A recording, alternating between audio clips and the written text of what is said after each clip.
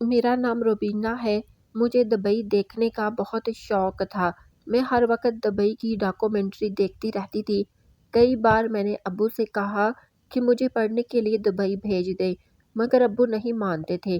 اس وقت میری عمر تقریباً 23 سال تھی۔ میں خوبصورت جوان لڑکی تھی۔ خاندان میں دور دور تک میرا کوئی ثانی نہیں تھا۔ میری تعلیم BA تھی۔ ایک دن میں اپنے دوست کے ساتھ بیٹھی کسی بات پہ مصروف تھی تو میری دوست مجھے کہنے لگی کہ میں نے MA کرنے کے لیے 2 سے 3 ممالک میں اپلائی کیا ہے۔ دیکھو میرا اب نام کس یونیورسٹی کی لسٹ میں آتا ہے۔ میرے دل میں بھی یہ خیال آیا کہ مجھے بھی اپلائی کرنا چاہیے۔ ہو سکتا ہے کہ میرا نام بھی کسی یونیورسٹی میں آ جائے اور میں اسکالرشپ پر چلی جاؤں۔ اسی طرح سے اپنا خواب پورا کر سکوں گی۔ لیکن مجھے بس ڈر لگتا تھا کہ ایسا نہ ہو کہ کہیں اپلائی کر دوں اور میرا نام بھی نہ آئے۔ میں نے اپنے دوست سے کہا کہ تم کسی یونیورسٹی سے اپلائی کر رہی ہو تو کہنے لگی کہ میں دبئی، انگلینڈ اور اٹلی میں اپلائی کر رہی ہوں۔ مجھے ابو نے اجازت دے دی ہے۔ وہ کہتے ہیں کہ تم اپنی انجینئرنگ کی ڈگری باہر کے ملک سے ہی حاصل کرنا، کیونکہ پاکستان میں تو پڑھائی کی قدر و قیمت ہی نہیں۔ مجھے اس کے ابو کی سوچ بہت زیادہ پسند آئی۔ میں ساری رات گھر آ کر اس کے متعلق سوچتی رہی اور پھر خیال آیا کہ میں بھی اپلائی کر دیتی ہوں۔ میرے نمبر تو اس سے بھی زیادہ ہیں، ہو سکتا ہے کہ میرا نام بھی نکل آئے اور میں بھی باہر جا سکوں۔ اس دن میرے سارے گھر والے کسی کزن کی شادی پر گئے ہوئے تھے۔ مجھے بھی سب نے شادی پر جانے کا کہا، لیکن میں نے شادی پر جانے سے منع کر دیا کیونکہ مجھے لگتا تھا کہ شادی پر سب رشتے کے متعلق بات کریں گے۔ اس کی شادی کب کر رہی ہو، کس کے ساتھ کر رہی ہو، اور ایسا موضوع ہے جس پر میں بات نہیں کرنا چاہتی تھی کیونکہ میں ابھی شادی نہیں کرنا چاہتی تھی۔ مجھے اپنے خواب پورے کرنے تھے۔ اس رات میں اپنا لیپ ٹاپ لے کر بیٹھ گئی اور دنیا بھر کی یونیورسٹیز کے متعلق معلومات اکٹھی کرنے لگی۔ صبح میں نے تقریباً 10 سے 12 یونیورسٹیز کے متعلق معلومات حاصل کر لی تھی۔ اب میں نے نیت کر لی تھی کہ مجھے ہر طرح سے ابو کو منانا ہے۔ اگر میں ان کو نہ بھی منا سکی تو پھر بھی میں چھپ کر اپلائی کر دوں گی۔ جب میرا یونیورسٹی لسٹ میں نام آ جائے گا تب ابو کو منا لوں گی۔ ہو سکتا ہے وہ میری کامیابی دیکھ کر خوش ہو جائے اور خود ہی مجھے اجازت دے دے۔ 2 دن میں نے سوچ بچار میں گزار دیے۔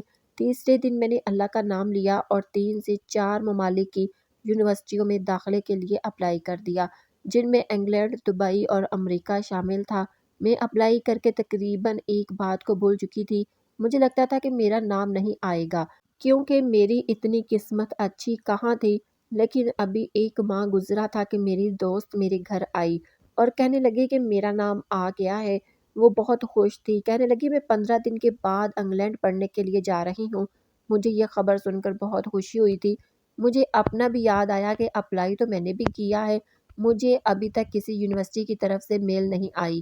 اس رات میں بہت زیادہ پریشان تھی کیونکہ گھر میں تو 2 سے 3 رشتے بھی آ چکے تھے اور اماں جلد سے جلد میرے ہاتھ پیلے کر کے میری شادی کرنا چاہتی تھی۔ میں ساری رات اپنے رشتے کے متعلق سوچتی رہی کہ مجھے ابھی شادی نہیں کرنی تھی۔ آدھی رات کو جب مجھے نیند آئی تو میں نے اٹھ کر اپنے لیپ ٹاپ لے کر بیٹھ گئی اور اس پر کچھ ویب سائٹ دیکھنے لگی۔ اچانک مجھے خیال آیا کہ کیوں نہ میں میل باکس چیک کروں، ہو سکتا ہے کہ مجھے کوئی میل یونیورسٹی کی طرف سے آ چکی ہو۔ ابھی میں نے میل باکس کھولی ہی تھی کہ میری قدموں تلے سے زمین نکل گئی۔ میرے ہوش اڑ گئی کیونکہ دبئی کی یونیورسٹی کی طرف سے میل آئی تھی اور وہ لوگ مجھے اسکالرشپ پر اپنی یونیورسٹی میں تعلیم حاصل کرنے کی آفر کر رہے تھے۔ یہ خبر پڑھ کر میں اپنے خوشی پر قابو نہ رکھ سکی اور میں خوشی سے سارے کمرے میں جھومنے لگی۔ میں اس بات کو بالکل فراموش کر چکی تھی کہ ابا کو کیسے منانا ہے۔ ابو کو منانا مشکل مرحلہ تھا۔ میں نے تہجد کی نماز ادا کی اور اللہ سے دعا مانگی کہ اللہ میری مدد کرنا، میں اپنے ابو کو منا سکوں۔ اگلے دن ابو اکیلے تھے۔ میں خاموشی سے ان کے کمرے میں بیٹھ گئی، غور سے ان کے چہرے کو دیکھ رہی تھی کہ کیا مجھے یہ بات کرنی چاہیے یا پھر خاموشی اختیار کر لینی چاہیے۔ ابو اخبار پڑھنے میں مصروف تھے۔ وہ مجھے یوں دیکھ کر گویا ہوئے، اور کیا مسئلہ ہے، اسی طرح کیوں پریشان ہو؟ کوئی بات کرنی ہے تو میرا بیٹا تم مجھ سے بات کر سکتی ہو۔ ابا میں آپ کی اکلوتی بیٹی ہوں کہ میں آپ کے دل میں خیال نہیں آتا مجھے اپنی بیٹی کو اعلیٰ تعلیم دلوانی چاہیے، اسے پڑھا لکھا کر کچھ بنانا چاہیے۔ تو مجھ سے کہنے لگے بیٹا میں تو چاہتا ہوں کہ تم آگے پڑھو لکھو اور اپنا مستقبل بناؤ، مگر تم نے تو ایسی کے بعد خاموشی ہی اختیار کر لی۔ تو میں سمجھتا تھا کہ تم اب نہیں پڑھنا چاہتی، اس لیے تم پر کوئی دباؤ نہیں ڈالا کہ آج کل کے دور میں اولاد کو اس کی مرضی کے مطابق کام کرنے دینا چاہیے۔ اگر ہم ان پر زبردستی کوئی چیز لاگو کریں گے تو اس کا انجام بہت غلط نکلتا ہے۔ ان کی بات سن کر مجھے ڈھارس ملی، تو میں نے کہا میں آپ سے کچھ مانگ سکتی ہوں؟ تو وہ کہنے لگے کیوں نہیں بیٹا، تم میری بیٹی ہو تو مجھ سے جو مانگو گی میں تمہیں دوں گا۔ میں نے بغیر کسی تمید کے کہا کہ میرا دبئی میں یونیورسٹی میں داخلہ ہو چکا ہے اور وہ لوگ مجھے اسکالرشپ پر دبئی بلا رہے ہیں۔ کیا میں دبئی اپنی انجینئرنگ کی ڈگری حاصل کرنے کے لیے جا سکتی ہوں؟ پاکستان میں ڈگری تو ردی کے بھاؤ ہے۔ ابو میری بات سن کر تھوڑا پریشان ہو گئے تو مجھے کہنے لگے کہ بیٹا تم اپنی تعلیم پاکستان میں رہ کر بھی تو جاری رکھ سکتی ہو، دوسرے ملک کے حالات بہت خراب ہیں۔ تو میں نے ان سے کہا کہ پاکستان کے حالات کون سے اچھے ہیں، یہاں پر بھی تو سب کچھ ویسا ہی ہے۔ تو وہ اپنے ملک کا دفاع کرنے لگے کہ پاکستان جیسا بھی ہے اپنا ملک ہے، تم ایک کام کرو کہ تم اسلام آباد میں قائد اعظم یونیورسٹی میں داخلہ لے لو، وہ پاکستان کی بہترین یونیورسٹی ہے اور اس یونیورسٹی میں تم پڑھ کر بھی کبھی بھی ناخوش نہیں ہوگی۔ لیکن ابا، یونیورسٹی کی طرف سے مجھے آفر ملی ہے، تو کیوں میں ایک موقع اپنے ہاتھ سے جانے دوں؟ آپ پلیز مجھے اجازت دے دیجیے، میں کبھی آپ کا نام خراب نہیں کروں گی، آپ کو اپنی بیٹی پر ہمیشہ فخر رہے گا۔ مگر ابو شاید مجھے اس وقت اجازت دینے کے موڈ میں نہیں تھے۔ انہوں نے کہا کہ مزید ہم اس بارے میں ہم بات نہیں کریں گے، تم قائد اعظم یونیورسٹی کل چلی جاؤ، تمہیں مکمل سپورٹ مل جائے گی، لیکن باہر کے ملک جانے کی تمہیں بالکل بھی اجازت نہیں ہوگی، اور خاص کر کے دبئی میں تو بالکل بھی نہیں۔ مجھے دبئی بالکل بھی پسند نہیں ہے۔ ابو ہمیشہ دبئی کی مخالفت کرتے تھے، میں اس بات سے اکثر چڑ جاتی تھی کہ انہیں دبئی سے آخر کیا مسئلہ ہے کہ وہ دبئی کو ناپسند کرتے ہیں۔ اس دن جب اماں گھر لوٹی تو انہوں نے کہا کہ میں روبینہ کی جلد سے جلد شادی کرنا چاہتی ہوں تاکہ میں اپنے فرض سے سبکدوش ہو سکوں۔ میں اس بات کو سن کر بہت غصے میں آ گئی۔ میں نے فوراً جا کر ابو کے سامنے شرط رکھ دی کہ اگر آپ نے شادی کرنی ہے تو پھر مجھے دبئی کی اجازت دے دیں، آپ میری منگنی کر دیں، میں دبئی سے انجینئرنگ کی ڈگری حاصل کر کے واپس آؤں گی، تب آپ لوگ میری شادی کر دیجیے گا۔ اگر آپ میری بات مان لیں گے تو میں آپ کا یہ رشتہ قبول کر لوں گی، لیکن اگر آپ لوگ مجھے پڑھنے کے لیے اجازت نہیں دیں گے تو میں بھول جاؤں گی کہ میں ابھی شادی کروں گی۔ ابو تو سوچ میں پڑ گئے تھے۔ 2 دن میں نے امی ابو سے کوئی بات نہیں کی تھی۔ امی مجھے بلانے کی کوشش کرتی تو میں وہاں سے اٹھ کر چلی جاتی تھی۔ میں جانتی تھی وہ زیادہ دیر تک مجھ سے ناراض نہیں رہ سکتے، جلد ہی مجھے منانے کے لیے کوئی نہ کوئی احسن قدم اٹھائیں گے جو یقیناً میرے حق میں ہوگا، اور پھر ایسا ہی ہوا۔ تیسرے دن ابو نے مجھے اپنے کمرے میں بلایا، کہنے لگے اولاد ماں باپ کو کتنا مجبور کر دیتی ہے، میں نہیں جانتا تھا کہ تم دوسرے ملک میں جاؤ اور پھر دبئی تو مجھے شروع سے ہی پسند نہیں تھا، مگر تم نے بیٹا ہمیں مجبور کر دیا ہے کہ ہم تمہیں پڑھنے کے لیے دبئی بھیج دیں۔ لیکن اگر ایک بات تم ہماری مان لو تو تم کسی اور یونیورسٹی میں کسی اور ملک میں اپلائی کر لو۔ میں نہیں چاہتا کہ تم دبئی جاؤ، مگر ابا مجھے صرف یونیورسٹی میں ہی موقع ملا ہے اور کسی یونیورسٹی میں میرا نام نہیں آیا۔ ابا شاید میری بات کو سمجھتے تھے، اسی لیے انہوں نے مجھے جانے کی اجازت دے دی۔ تو میرے جانے کا سن کر ہی امی پریشان ہو گئی، وہ مجھے نہیں جانے دینا چاہتی تھی۔ ان کو لگتا تھا کہ اب وہ گھر میں اکیلی رہ جائیں گی اور وہ مجھے ہمیشہ کے لیے کھو دے گی۔ میں ان کی وجہ نہیں سمجھ پا رہی تھی کہ وہ مجھے کیوں جانے سے روک رہی تھی۔ مجھے کہتی تھی کہ جاؤ گی تو مر جاؤں گی میں اور کبھی تم واپس لوٹ کر نہیں آؤ گی۔ میں نے ماں کو بہت سمجھایا، ماں آپ فکر نہ کریں، میں آپ کو فون کیا کروں گی اور کبھی بھی آپ کو ایسا موقع نہیں دوں گی جس سے آپ کی تربیت پر حرف آئے۔ 2 دن کے بعد میری دبئی روانگی تھی۔ میں جانتی تھی کہ امی اور ابو خوش نہیں ہیں، لیکن مجھے اپنے خواب پورے کرنے تھے۔ میں ان کو چھوڑ کر دبئی کی سرزمین پر قدم رکھ چکی تھی۔ میں نے سب سے پہلے دبئی دیکھنے کا ارادہ کیا تھا۔ 1-2 یہاں پر میرے دوست بھی آن لائن بن گئے تھے۔ میں ان کو فون پر اپنے دبئی آنے کے متعلق آگاہی دے چکی تھی۔ یہاں پر رہنے کا انتظام پہلے ہی ابو اپنے کسی دوست کے ذریعے کروا چکے تھے۔ میں رہنے کے لیے ابو کے انتظام کردہ رہائش پر چلی گئی۔ 2 سے 3 دن میں نے اپنی یونیورسٹی کے معاملات ختم کیے تو مجھے پتہ چلا کہ ابھی میری کلاس شروع ہونے میں تقریباً 20 سے 25 دن باقی ہیں۔ اس سے پہلے میرا ارادہ ہوا کیوں نہ ان سے فائدہ اٹھایا جائے اور میں پورا دبئی گھوم لوں۔ اسی سلسلے میں نے اپنے دوست سے بات کی اور کہا کہ مجھے دبئی میں کسی ٹیکسی ڈرائیور کو 20 سے 25 دن کے لیے ہائر کروا دو تاکہ میں آرام کر سکوں اور جہاں بھی جانا ہو چلی جایا کروں۔ مجھے زیادہ تر جگہوں کے بارے میں علم نہیں تھا۔ اس نے مجھے کہا ٹھیک ہے 2 سے 3 دن میں کسی قابل یقین ٹیکسی والے کو دے کر تمہیں بتاتا ہوں۔ تیسرے دن کے بعد مجھے دوست کا فون آ گیا اور وہ مجھے کہنے لگا کہ ایک بندہ ہے اور وہ بندہ پاکستانی ہے لیکن دبئی میں آئے ہوئے تقریباً 15 سال ہو چکے ہیں۔ میں اسے اچھی طرح سے جانتا ہوں، کل وہ تمہارے گھر وقت سے پہنچ جائے گا، تم تیار رہنا، تم جہاں کہو گی وہ تمہیں لے جائے گا اور شام کو تمہارے گھر پر تمہیں چھوڑ جایا کرے گا۔ میں بہت خوش ہو گئی تھی کیونکہ ایک پاکستانی ٹیکسی ڈرائیور مل گیا تھا۔ ہم پاکستانی جتنی بھی مرضی بولڈ ہو جائے لیکن پھر بھی اپنے ملک کے لوگ جہاں بھی ہمیں نظر آئیں ہم ان پر بے تحاشا پیار آتا ہے۔ میرا بھی کچھ یہی حال تھا۔ دبئی میں آئے ہوئے تقریباً 10 سے 12 دن گزر چکے تھے۔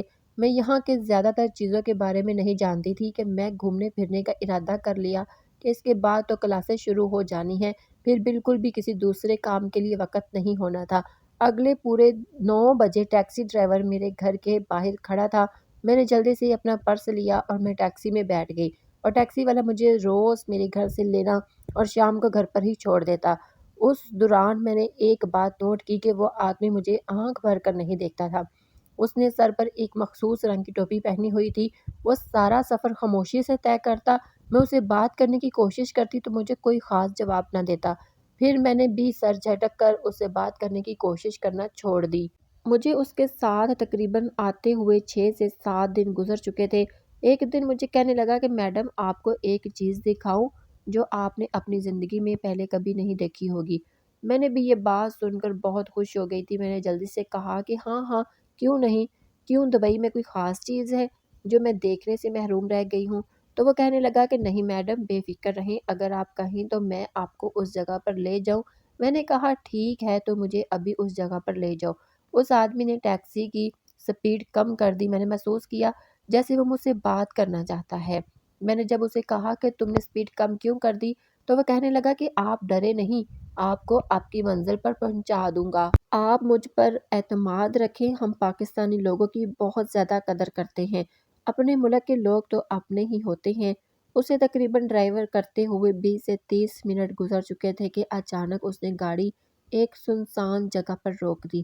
میں وہ دیکھ کر بہت ڈر گئی تھی۔ وہ مجھے کہنے لگا میڈم اگر آپ برا نہ مانیں تو کیا آپ گاڑی سے باہر آ سکتی ہیں تاکہ میں آپ کو آسانی سے وہ جگہ پر لے جا سکوں۔ میں نے اسے کہا کہ نہیں بھائی، یہاں پر تو کچھ بھی مجھے نظر نہیں آ رہا، شاید آپ مجھے غلط جگہ پر لے آئے ہیں۔ تو وہ کہنے لگا نہیں میڈم آپ ایک بار میرے ساتھ آئے تو صحیح۔ میں اس کی بات مان کر گاڑی سے اتر آئی۔ میڈم میرے پیچھے آتی جائیں۔ میں اندر سے بہت ڈر رہی تھی۔ کسی آدمی کے ساتھ اس طرح سنسان جگہوں پر جانا میرے لیے مسئلہ بن سکتا تھا۔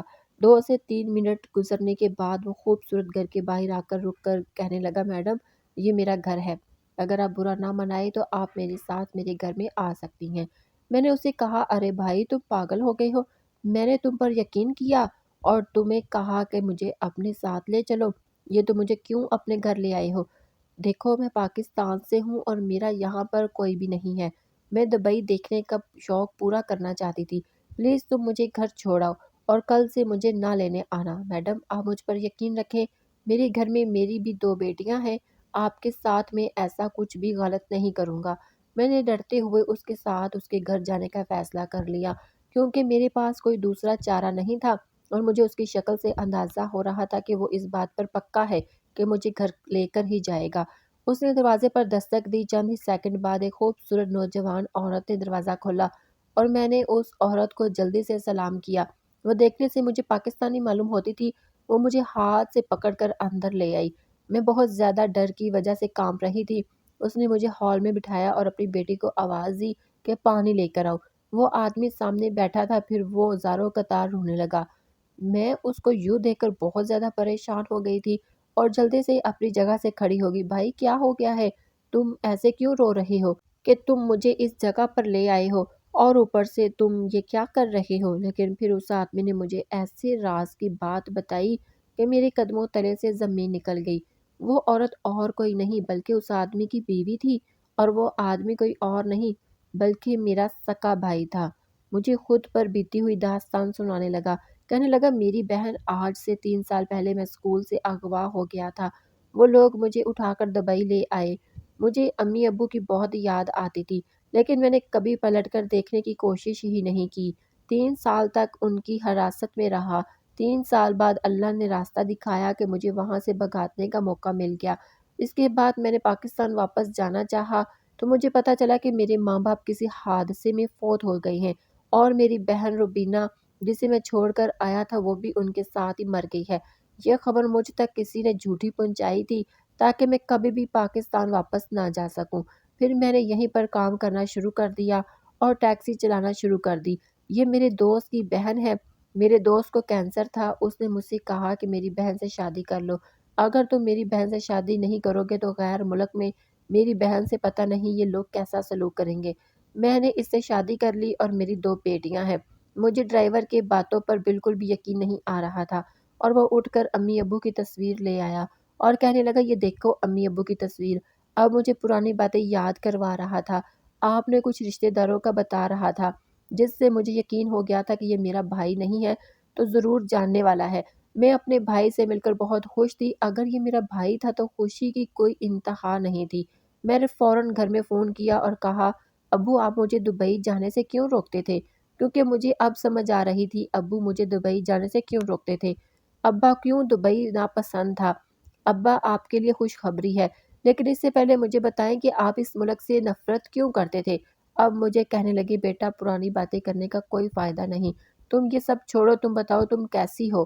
میں نے جب ضد کی تو مجھے بتانے لگے کہ ہمارا ایک بیٹا تھا، تمہارا بھائی تھا جس کو کچھ لوگوں نے اغوا کر کے بیچ دیا تھا۔